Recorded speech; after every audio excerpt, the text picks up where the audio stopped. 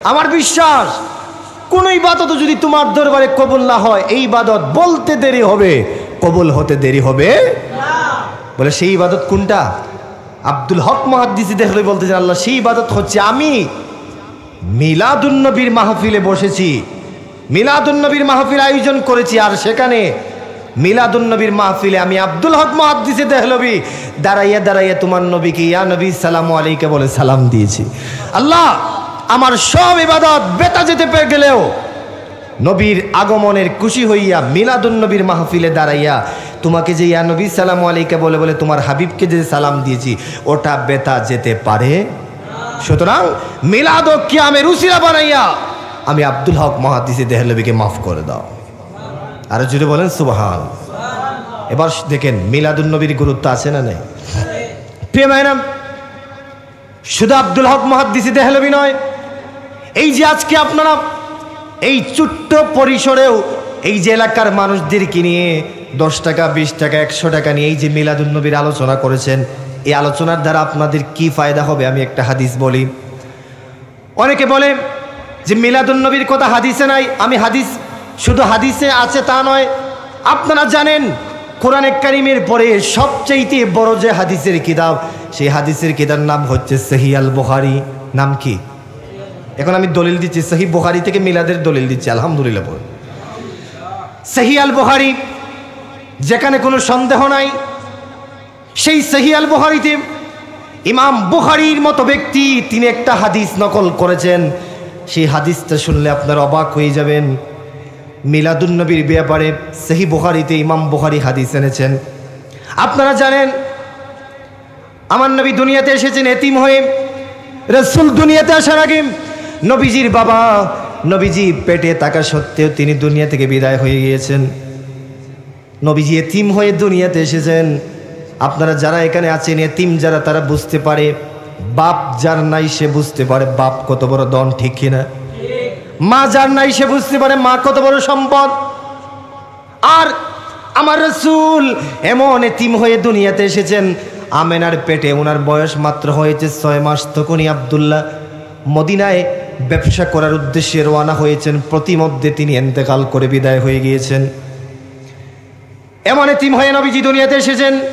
দুনিয়াতে আসার পরে যখন আমার নবীর বয়স 6 বছর হয়ে গেল, তখন ওনার মা আমেনা বিনতে ওয়াহাব তিনিও দুনিয়া থেকে বিদায় হয়ে গেলেন, এতিম হয়ে গেলেন।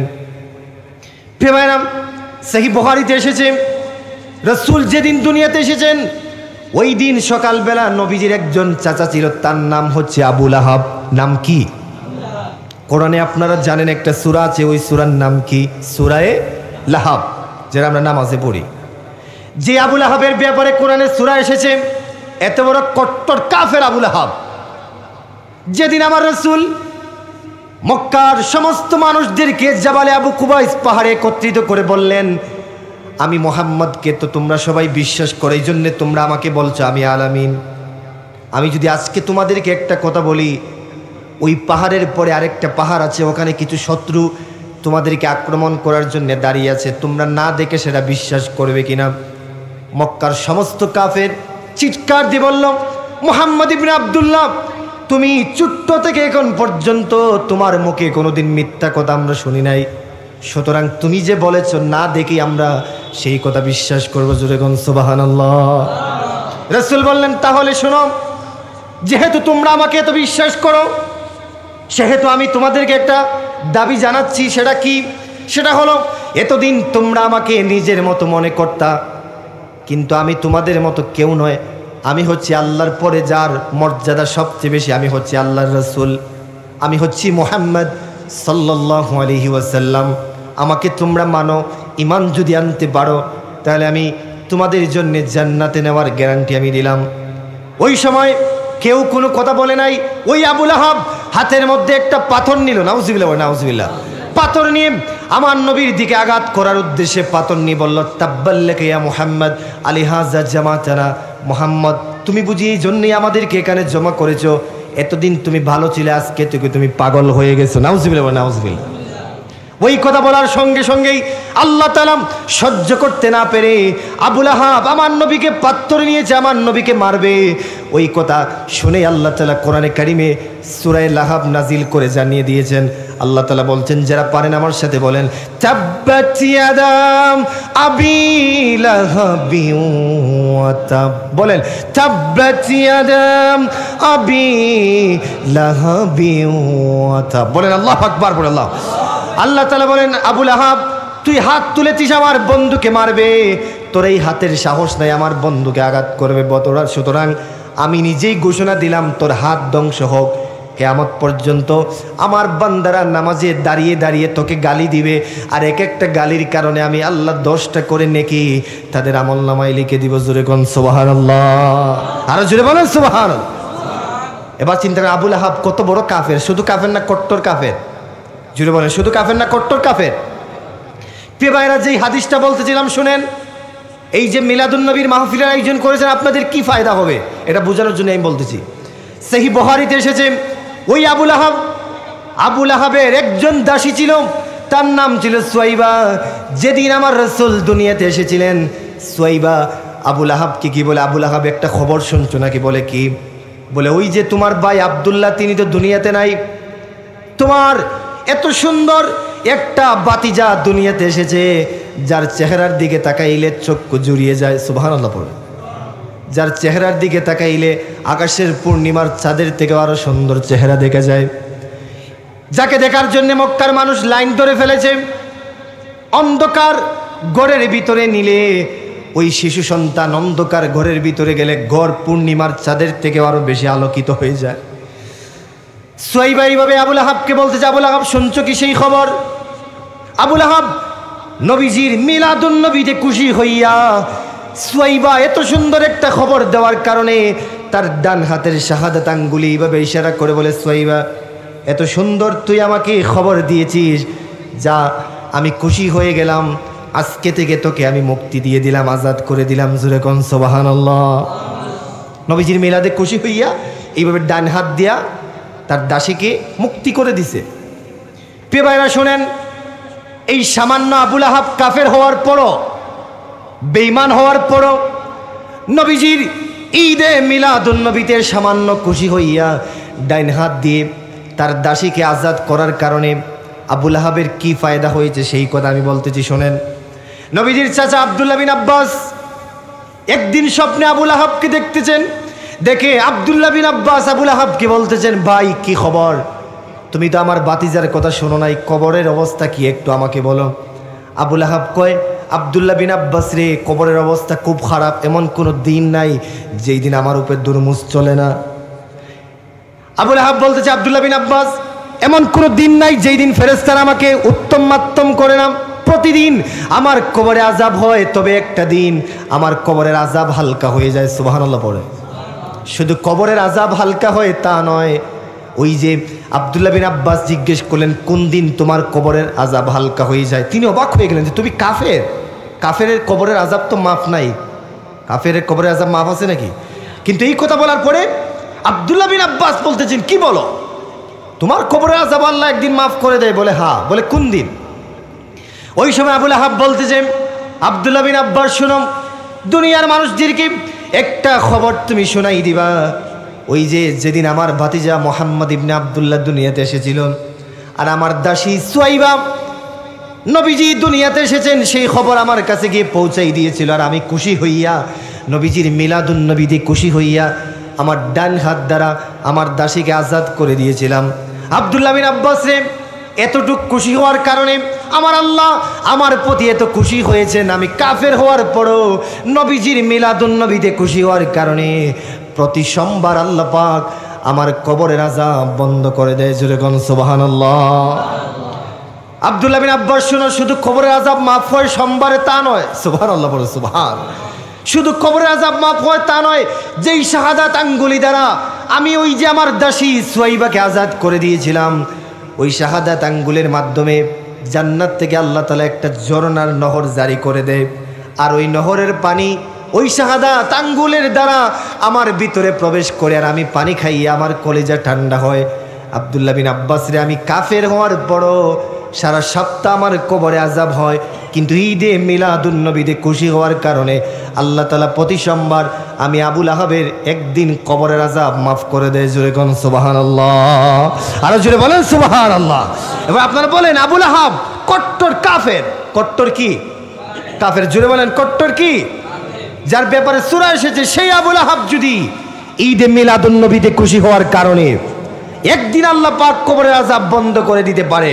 আজকে আপনারা যারা মিলাদুন নবীর আলোচনা করেছেন, এই আয়োজন করেছেন, তাবারুকের ব্যবস্থা করেছেন, যারা এসেছেন বসেছেন, আল্লাহ চাইলে এর উসিলে আমাদেরকে মাফ করে দিতে পারে কি পারে না?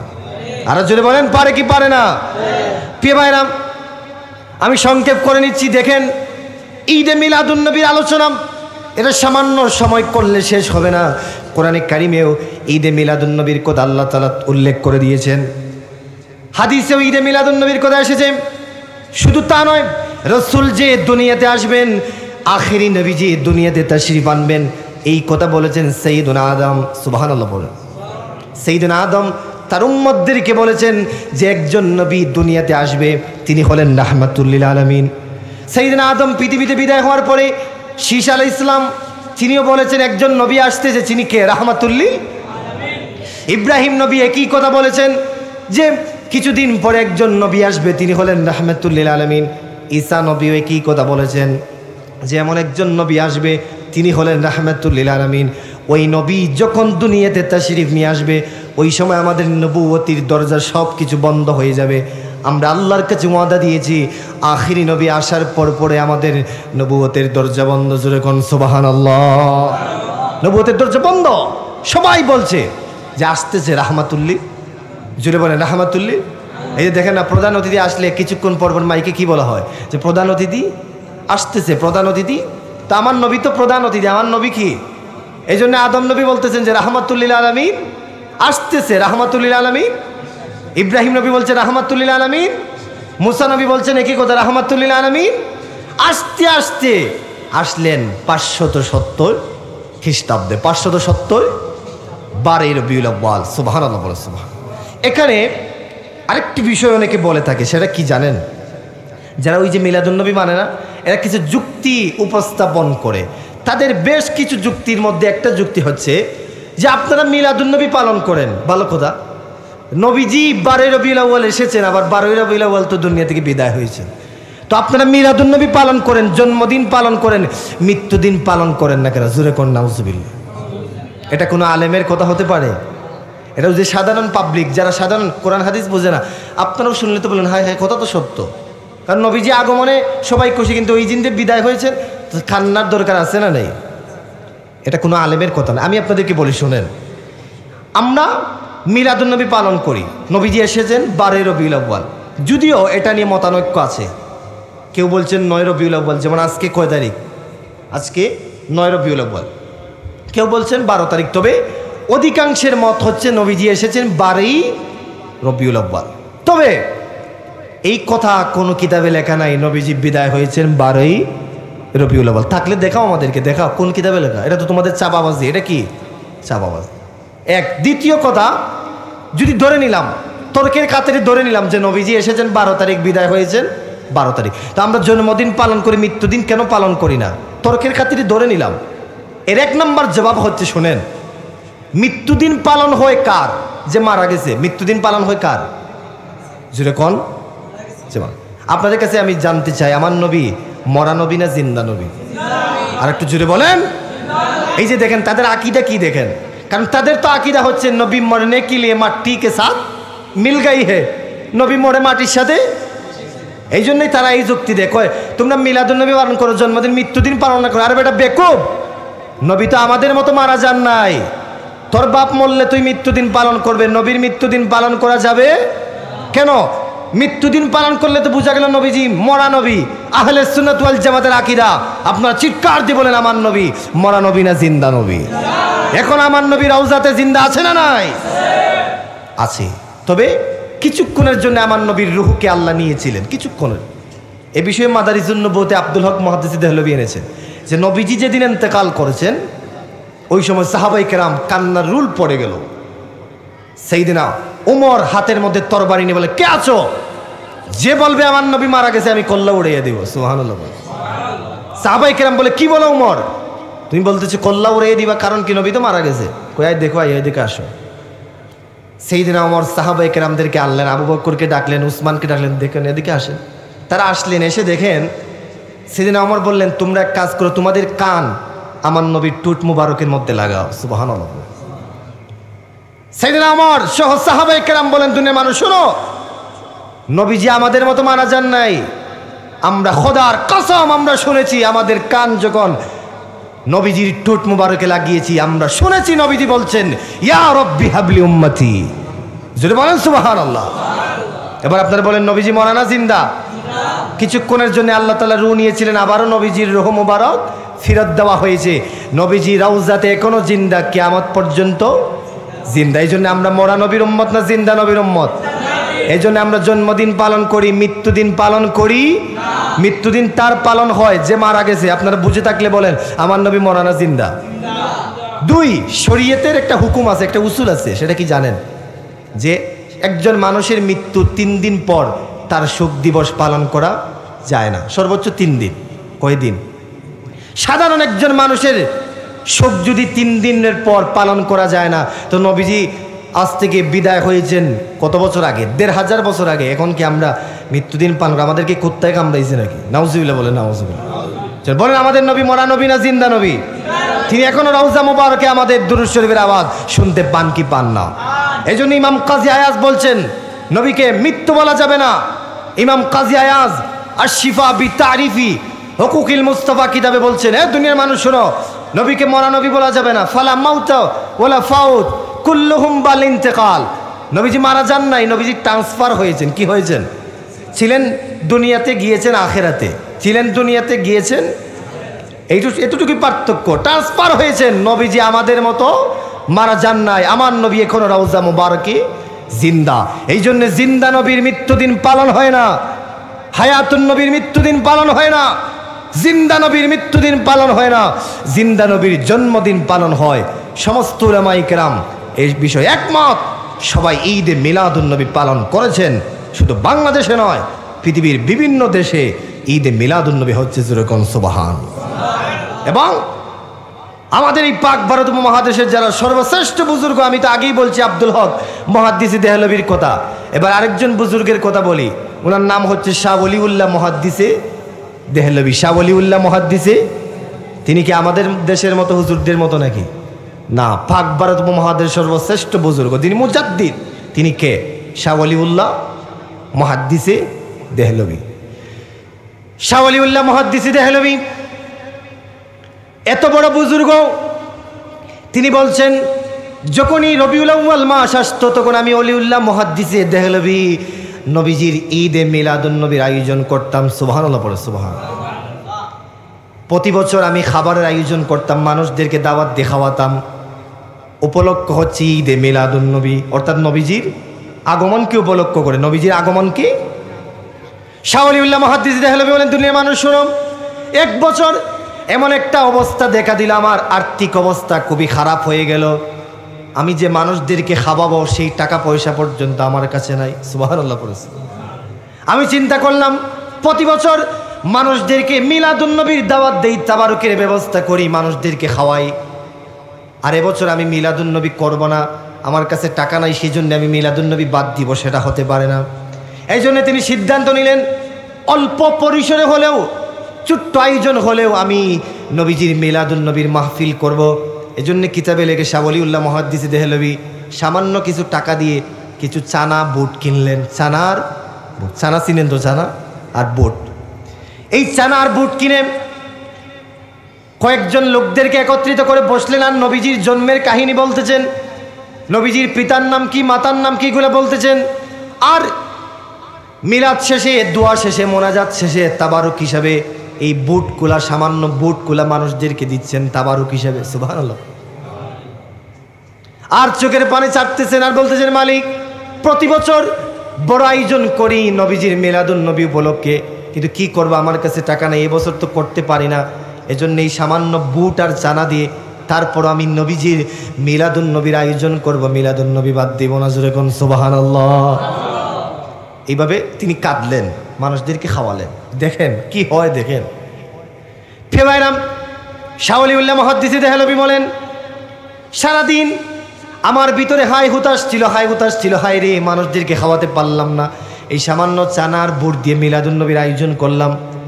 শাহ ওলিউল্লাহ মুহাদ্দিসে দেহলভী বলতেছেন, এশার নামাজের পরে আমি যখন বিছানার মধ্যে ঘুমিয়ে গেলাম, নবীজির উপর দুরূদ শরীফ পড়তে পড়তে হঠাৎ করে শাহ ওলিউল্লাহ মুহাদ্দিসে দেহলভী বলেন, আমি হঠাৎ করে অবাক হয়ে গেলাম। আমি দেখি স্বপ্নের মধ্যে কে জানি আমার ঘরের দরজাগুলি খুলতেছে। স্বপ্নের ভিতরে দেখি আমার অন্ধকার ঘর পূর্ণিমার চাঁদ থেকে আরো বেশি আলোকিত হয়ে গেছে। সুবহানাল্লাহ। শাহ ওলিউল্লাহ মুহাদ্দিসে দেহলভী বলতেছেন, স্বপ্নে দেখতেছি এত সুন্দর চেহারাওয়ালার মানুষ, মাথায় সাদা পাগড়ি পরা, গায়ে জুব্বা লাগানো, আমার সামনে এসেছেন, বসে বসে মুস্কি মুস্কি হাসতেছেন। আর ওই যে আমি দিনের তাবারুক হিসাবে, মিলাদুন্নবীর তাবারুক হিসাবে যেই চানার বুটগুলো আমি দিচ্ছি, আমি দেখি ওনার সামনে সেই চানার বুট দেখা যায়। জোরে কোন সুবহানাল্লাহ। শাহ ওলিউল্লাহ মুহাদ্দিসে দেহলভী বলতেছেন স্বপ্নে, যে কে আপনি? আপনি কে? এই গভীর রাত্রে আসলেন, আর আমি দিনে মানুষদেরকে চানার বুট খাওয়াইলাম, এগুলো আপনি পাইলেন কই? সুবহানাল্লাহ। শাহ ওলিউল্লাহ মুহাদ্দিসে দেহলভীকে তিনি বলতেছেন, এই ওলিউল্লাহ মুহাদ্দিসে দেহলভী, তুমি আমাকে এখনো চিনো না? আমি দুনিয়ার অন্য কোনো মানুষ নয়, যেই নবীর মিলাদুন্নবীর আয়োজন করেছে আমি সেই দয়াল নবী মুস্তাফা। ওলিউল্লাহ মুহাদ্দিসে দেহলভী রে, তোমার প্রেম দেখে, তোমার মহব্বত দেখে আমি নবী আর মদিনায় থাকতে পারি নাই। সুবহানাল্লাহ, বলো সুবহানাল্লাহ। তুমি প্রতি বছর আমার মিলাদুন্নবীর আয়োজন করো বড় পরিসরে, এবছর পারো নাই, চানার বুট দিয়ে হলেও মিলাদুন্নবী করেছো। তোমার এই মহব্বত, তোমার ইশক, তোমার এই ভালোবাসা দেখে আমি নবী, তুমি ওলিউল্লাহ মুহাদ্দিসে দেহলভীকে দেখা দেওয়ার জন্যে তোমার ঘুমের ঘরে হাজির হয়ে গেছে।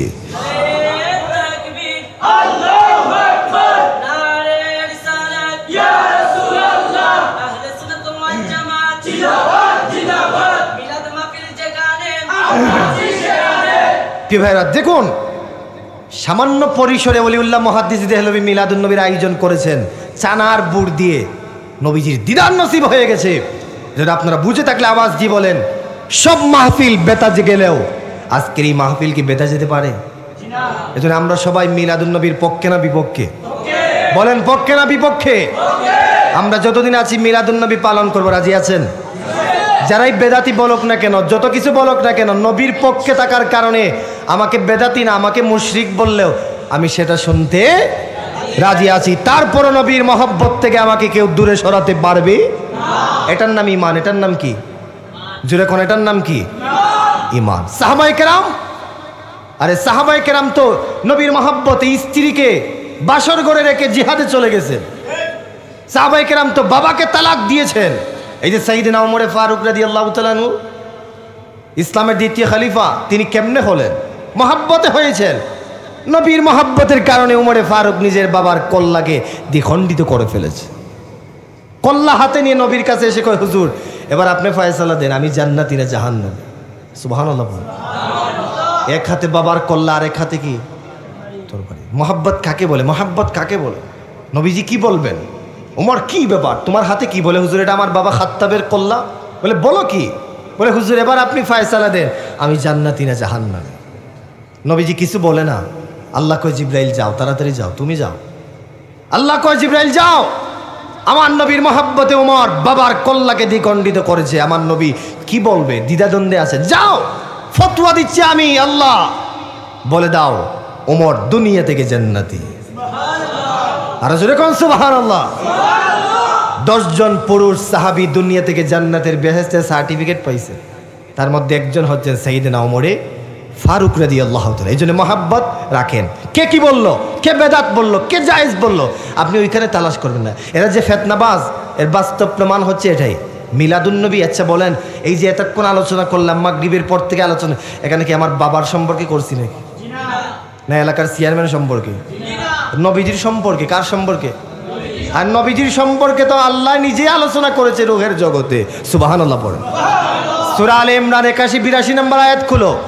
মিলাদুন্নবী যে এখন হচ্ছে তা নয়, দুনিয়া সৃষ্টি হওয়ার আগে আল্লাহ নিজেই মিলাদুন্নবী পালন করেছে। ওটা আবার রূহের জগতে। কোথায়? রূহের জগতে। সূরা আলে ইমরানের 81 নম্বর আয়াত, ওয়া ইজ আখাযাল্লাহু মিসাকান নাবিয়্যিন লামা আতাইতুকুম মিন কিতাবি ওয়া হিকমা। আল্লাহ কয়, এই নবীরা শোনো, আমি তোমাদেরকে হিকমত দিব, কিতাব দিব, তবে একজন নবী দুনিয়াতে যাবে, তিনি হলে রাহমাতুল্লিল, ওনাকে গেলে তোমরা সহযোগিতা করতে হবে, সাহায্য। তার মিলাদুন্নবীর আলোচনা আর সে আজিম হচ্ছে, মিলাদুন্নবীর আলোচনা বেহেশতে হচ্ছে, মিলাদুন্নবীর আলোচনা আমেরিকাতে হচ্ছে, লন্ডনে হচ্ছে, বিভিন্ন দেশে হচ্ছে, বাংলাদেশে হচ্ছে। শুধু যে আপনারা মিলাদুন্নবী করতেছেন আর এই এলাকাতে মিলাদুন্নবী হচ্ছে, এটা ভুল ধারণা। কারণ এখন তো সোশ্যাল মিডিয়া আছে না নেই, এখন সব কিছু হাতের নাগালে। আজকের এই যে মাহফিল হচ্ছে, এই যে আসহাব টিভি রেকর্ড করতেছে, এটা 1-2 দিনের ভিতরে সারা বিশ্ব ছড়িয়ে পড়বে, আলহামদুলিল্লাহ। পারভেজ মাইক উনি এই যে পেজ থেকে লাইভ দিচ্ছেন, হাজার হাজার মানুষ দেখতেছে। সুতরাং আপনাদের এই মাহফিল এখন আর মীরের গাঁও সীমাবদ্ধ না, এখন সারা বিশ্বে চলে যাবে, আলহামদুলিল্লাহ পড়ে। এই জন্যেই মিলাদুন্নবী সারা দুনিয়াতে হচ্ছে। এটা যারা বলে এই সমস্ত কথা, আপনারা তাদেরকে বলবেন যে ভাই, নবীর মহাব্বতে মিলাদুন্নবী করার কারণে আমি যদি বেদাতি হই, আমি বেদাতির হইতে রাজি আছি। আপনারা কি বলেন? শাহজালালকে মানলে যদি জাহান্নামে যাইতে হয়, আমি যাইতে রাজি। আপনারা আছেন তো?